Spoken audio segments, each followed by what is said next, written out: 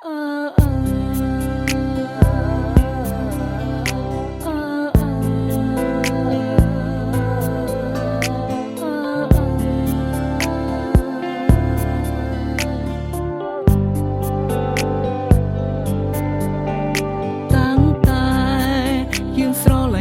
ងតែងតែលាក់បាំងអូ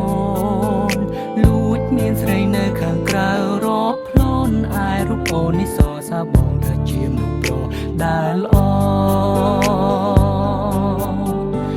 ហាមអូនមុននឹងធ្វើអ្វីត្រូវសួរបងសិនជីវ៉ាមិនឲ្យរូបអូនផ្ដេសផ្ដាសឡើយណាត្រូវចាំថាអ្វីៗជីវ៉ាគឺជារូបបងរូប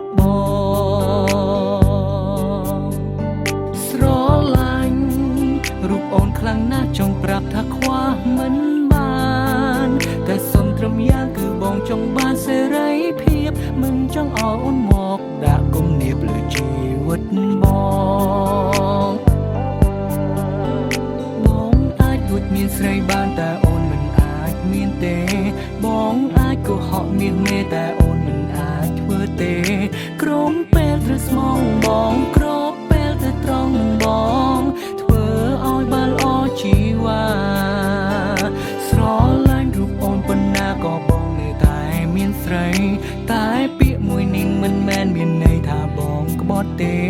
ត្រឹមកុំដល់អារម្មណ៍ពេលឆ្លោះនឹងមាសមេកុំប្រកាន់នឹងរូបបងបានទេ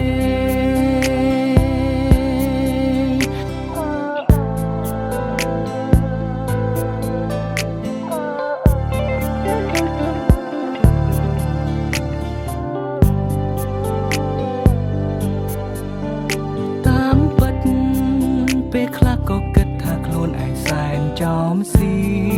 តសង្សារល្អតែមិនកែមានឆ្លៀត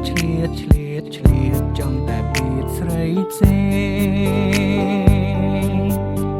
ងបើសិន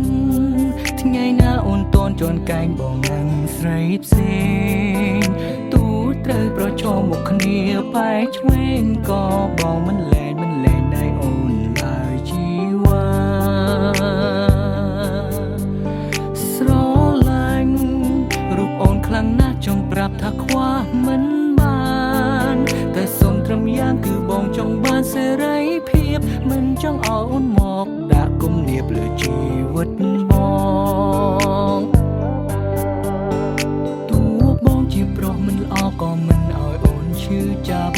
ទោះបងជាប្រុសដែលយ៉ាប់តែនិយាយស្ដាប់គ្នាបានតែអូនខុសពីបងអូនត្រូវតែស្មងត្រង់ព្រោះខ្លួនអូនជាមនុស្សស្រីទោះស្រឡាញ់អូនប៉ុណ្ណាក៏បងនៅតែមានស្រីតែពាក្យមួយនេះមិនមែនមានន័យថាបងក្បត់ទេឲ្យតែលាក់អូនបានអូនគ្មានការរំខាន My first lady សុខសាន្តមានអ្វីត្រូវអរគុណគ្រប់យ៉ាងដែលអូនផ្ដល់ឲ្យបងពិតមានក្តីសុខមិនដែលស្គាល់ទេទុកជាតិនេះក៏ព្រោះមានអត់